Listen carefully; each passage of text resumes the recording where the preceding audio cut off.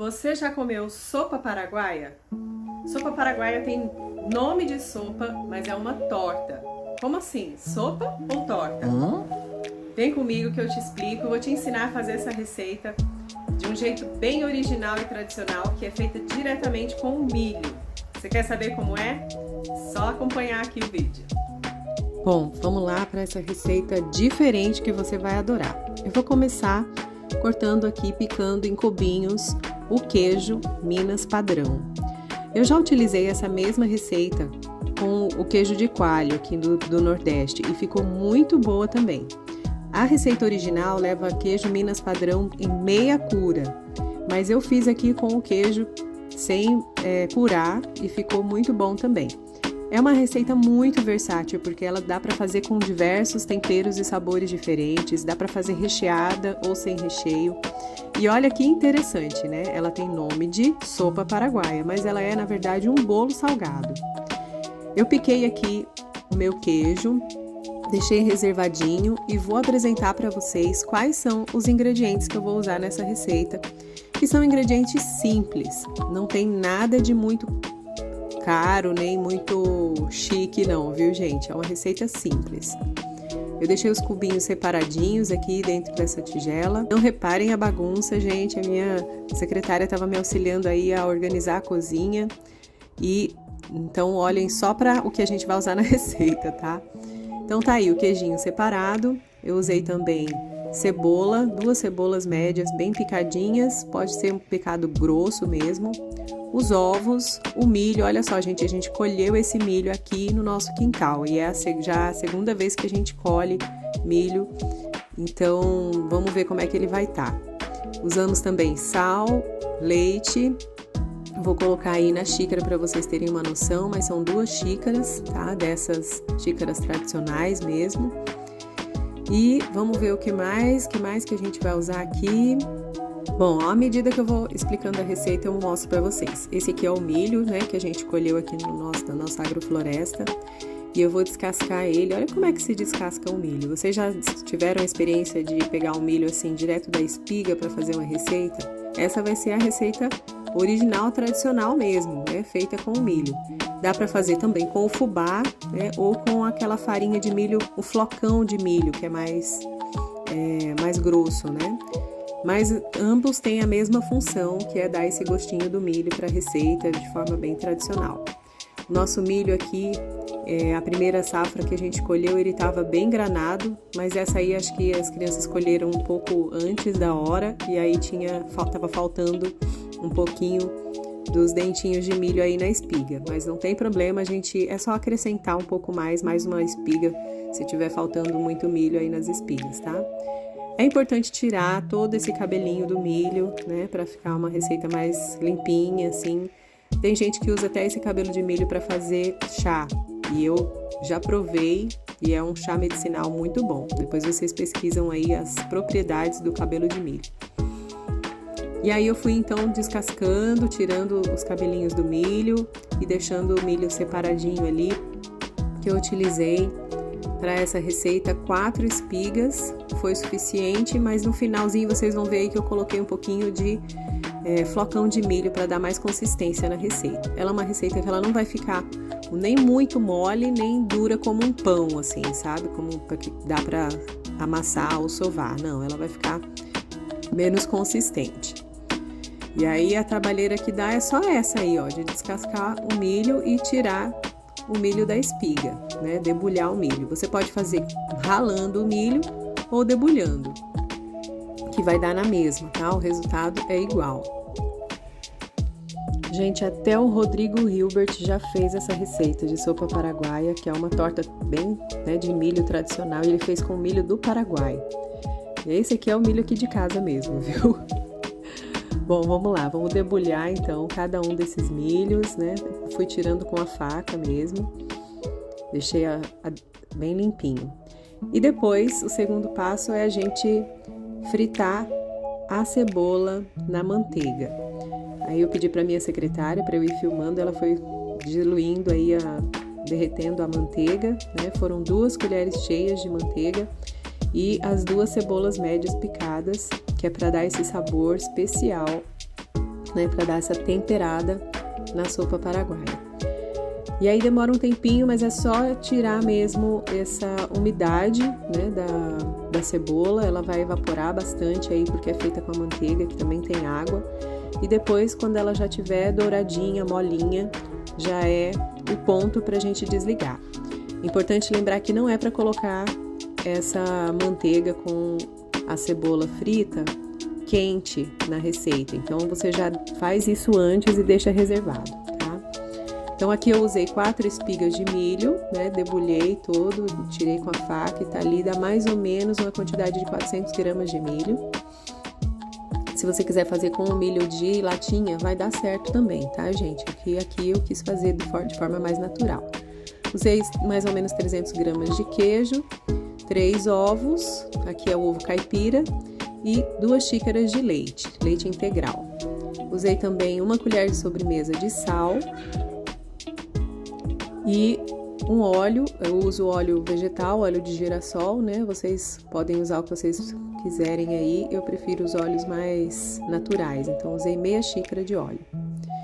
E depois fui colocando os ingredientes dentro do liquidificador. É bem simples, bem fácil, ó. Coloca aí as 2 xícaras de leite primeiro, que é para a massa não ficar pesando muito no liquidificador. Eu coloco primeiro os líquidos, tá? Para ficar na parte de baixo. Então aí vão 2 xícaras cheias de leite integral. Depois meia xícara de óleo, para colocar os líquidos primeiro. E aí coloquei o sal já misturado ali com o milho, é só ir colocando lá dentro, e aí na hora de bater a massa já não fica tão pesada por causa dos líquidos ali embaixo, já vão misturando com os sólidos e vai dar tudo certo. É uma delícia, as nossas crianças aqui amaram, pediram para eu repetir a receita no dia seguinte. Aqui em casa a gente usa ovo caipira e é bom sempre dar uma testada no ovo antes, né? Mas como a procedência do meu ovo aqui é de confiança, eu não quebrei numa xícara antes, eu vou quebrando logo direto dentro do liquidificador mesmo, que eu já conheço a procedência dele, né? Sei testar o ovo quando tá bom. Mas se você for fazer em casa, é bom quebrar os ovos primeiro numa xícara e depois, sabendo que eles estão bons, colocar dentro do liquidificador, tá bom? Então aí, colocando os líquidos junto com o milho e o sal, é só bater. Bate aí por cerca de 4 minutinhos, para deixar o milho bem batido, né? E aí eu vou aproveitar e vou contar para vocês a história da origem da sopa paraguaia, né? Por que ela tem nome de sopa e é uma torta? Então tem pelo menos 2 versões sobre a sopa paraguaia que eu vou contar para vocês. A primeira versão que eu vou contar é sobre um presidente do Paraguai chamado Carlos Antônio Lopes. Então, ele pediu para o cozinheiro dele preparar uma sopa que era uma sopa que já era tradicional dos índios Guarani, lá no Paraguai, chamada machu, ou machu, e eles fazem um caldo com o milho. Mas durante o cozimento, esse chefe, ele colocou muito milho. E aqui na minha receita, vocês estão vendo que eu tô colocando aí 1 xícara de flocão de milho, que é para dar mais consistência, porque senão eu ia ter que acrescentar mais daquele nosso milho, né, colhido aqui.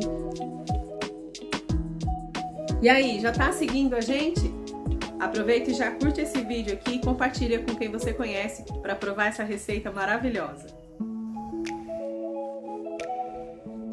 E vamos continuar a receita aqui também falando aí da história, da origem dessa receita, né, gente? Muito interessante. Olha, aqui no liquidificador eu vou acrescentar agora o queijo. Eu misturei um pouquinho do queijo coalho com o queijo Minas padrão e não tá curado, mas a receita original mesmo, a tradicional zona, é com queijo meia cura, tá, gente? Mas como é uma receita bem versátil, a gente pode fazer assim. Depois eu coloquei 1 colher de fermento químico e aí eu não vou bater mais no liquidificador. É só misturar agora com a colher, tá? O queijo, o fermento e agora a cebola frita. Então a cebola ela já não tá mais crua, não tá crocantezinha, né? Mas tem gente que gosta de colocar ela direto na massa sem fritar. Eu gosto de tirar um pouco da água dela e da água da manteiga para a receita não ficar muito molhada. Então eu dou essa fritada na cebola, que tira um pouco também a acidez dela. E ela não vai ficar tão crocante, mas ela vai dar um sabor muito especial junto com essa manteiga aí, tá? E aí coloquei então a cebola, o queijo e o fermento. É só mexer bem para incorporar esse fermento na massa. Mexe até o fundo aí. Se quiser passar para um bowl, né, para uma tigela para fazer essa mistura, tudo bem. É que eu gosto de fazer as coisas de forma muito prática, então eu misturo aí dentro do liquidificador mesmo, tá? E, gente, a sopa paraguaia tradicional, né, como eu tava contando para vocês, o presidente Carlos Antônio Lopes pediu pro chefe, e o chefe acabou colocando muito milho.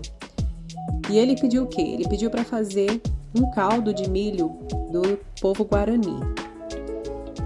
E acabou que quando ele colocou muito milho no caldo, esse milho, né, fez a sopa virar uma torta, um bolo, porque solidificou muito. Bom, depois de pronta a massa, é só a gente untar uma forma com óleo.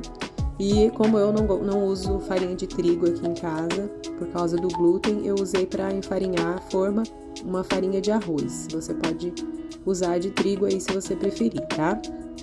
Então dá umas batidinhas na forma aí para untar e enfarinhar toda a forma, nas laterais também, para não ficar grudando.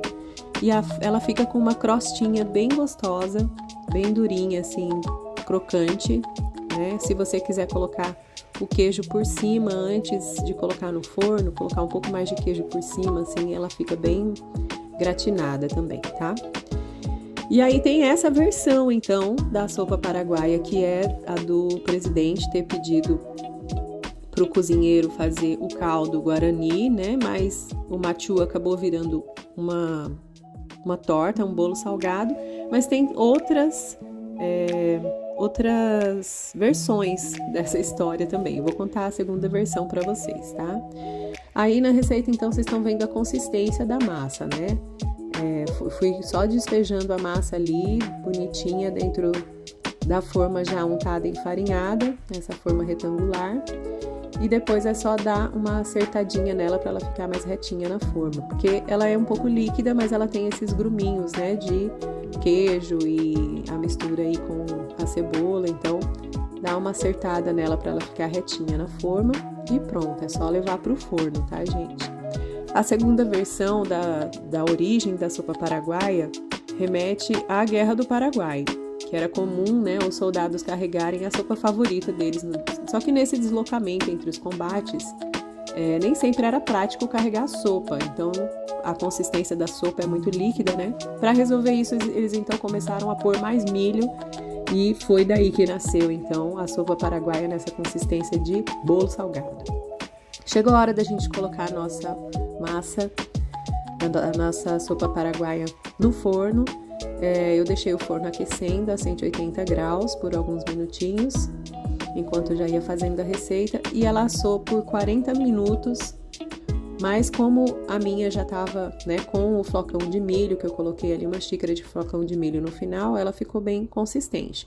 Se a sua massa tiver mais molinha, ela vai ficar cerca de 10 minutos a mais, depende de cada forno.